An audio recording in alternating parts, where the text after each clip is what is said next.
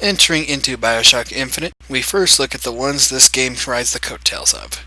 Bioshock 1 and 2. The first one was kinda nice but had some issues. Second one improved in a lot of areas. Looks good for the background. All Infinite has to do is improve on the formula, give a cool world, a coherent story, and cool plasmids. Doesn't sound like they have much to make this work. How'd it do? Oh, a time-traveling story confusing both multiverse theory and linear time stream theory, along with a linear style game with mechanics only mentioned in the tutorial and never brought up again, all while making the player seem like they're an idiot when the characters are doing so much worse all the characters' IQ put together would be -3.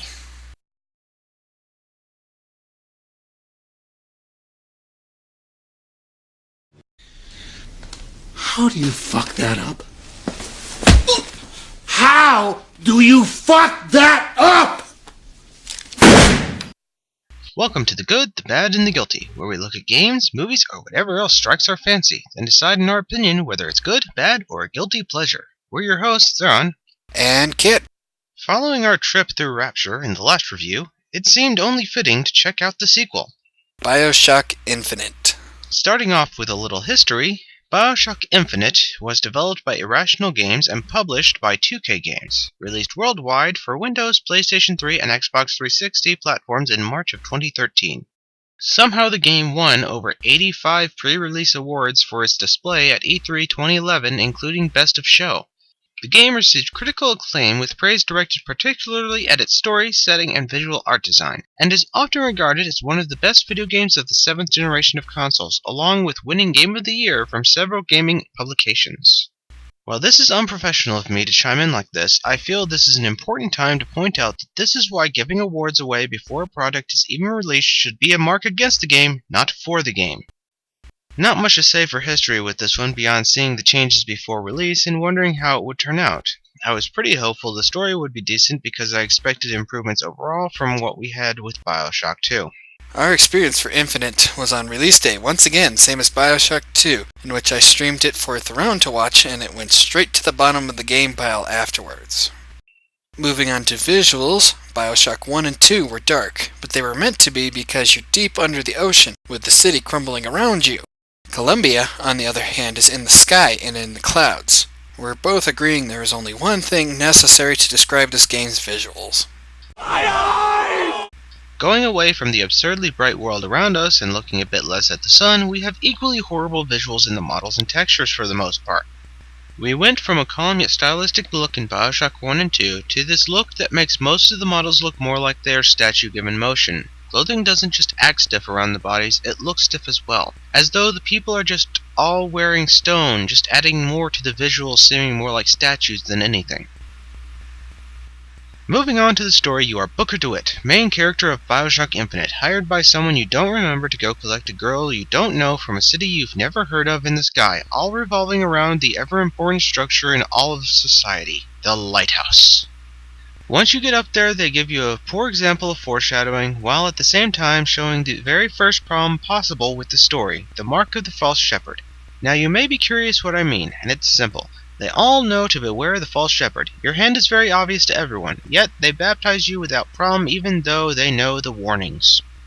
As anyone may be able to tell you from this, that means we're starting off great with this story, and by great I mean it's got a rocket strapped to its back and hurling towards rock bottom. As the story progresses, you'll find the lady, name of Elizabeth, your daughter because time travel and magic, quantum physics. She can open rifts in everything and move freely at her own whim with a little effort. Did I mention we're here to save her? Because she's able to leave at any point in time, even stating at a later point that she had left a few times, but, feeling homesick, always came back. Also, she dreams of going to Paris, has opened rifts there before, and at no point chosen to actually go there before because plot device. Now, if the story wasn't stupid enough, it actually gets worse, as it dabbles into multiverse theory for the purpose of showing how everything works together, only to later on end everything by killing you off to prevent you from becoming Comstock. If you know anything about multiverse theory, you know that killing one individual in the line will not stop the line. It will only affect the one that you are currently in. Meaning everything you do throughout the game is effectively suicide for no reason but suicide. In the end, we have a story which the entire way through is equal to a guy shouting in your ear that if you don't find the convoluted drool he spews to be flawless, then you just don't understand art. all the while claiming any plot hole found is just excused away by magic based around unexplained science. What the hell happened here? It was a majorly different story that was seen at E3. In interviews about it, trailers and everything. Something that could have been kind of interesting even. Instead, we get a convoluted plot about how we're going to turn into this guy no matter what, even though you didn't do the thing that turned you into him. You didn't go through with it. You think a dunk in the river's gonna change the things I've done? Let's get out of here.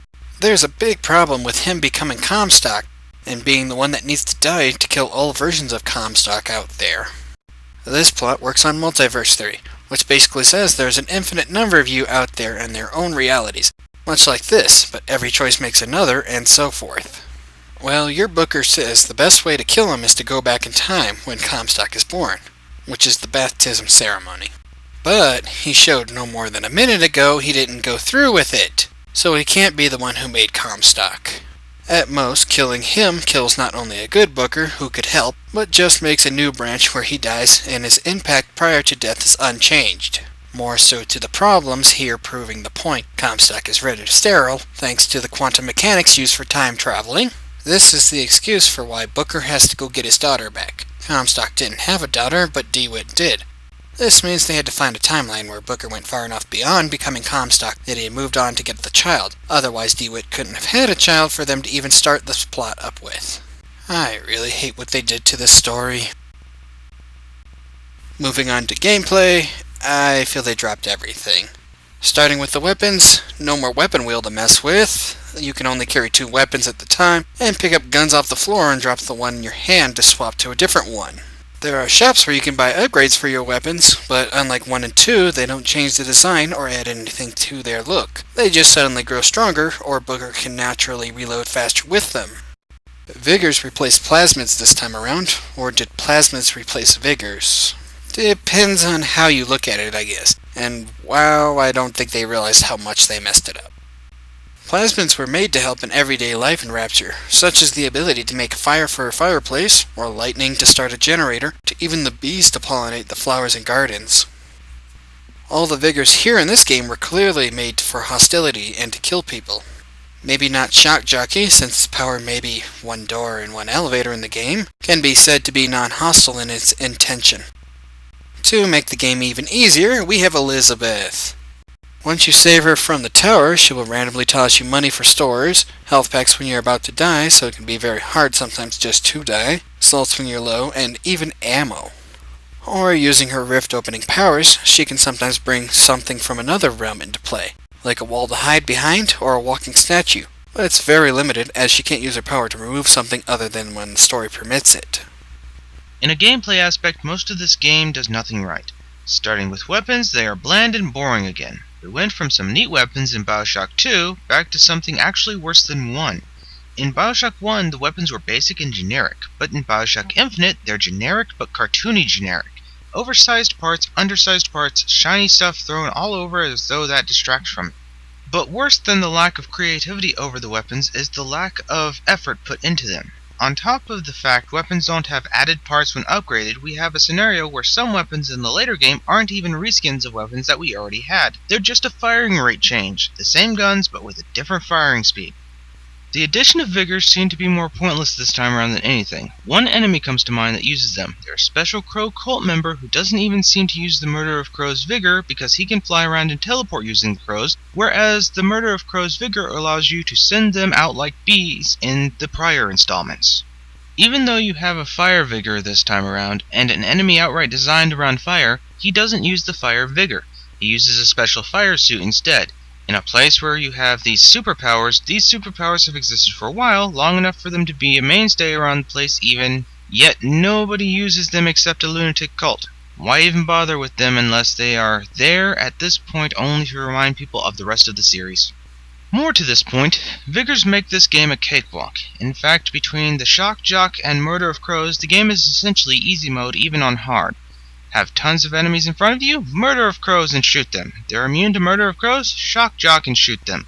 This is the only necessary effort this game needs for any of it, and if you use this strategy, the game is so easy I actually got bored and started trying to melee everything to death while the vigors harassed them.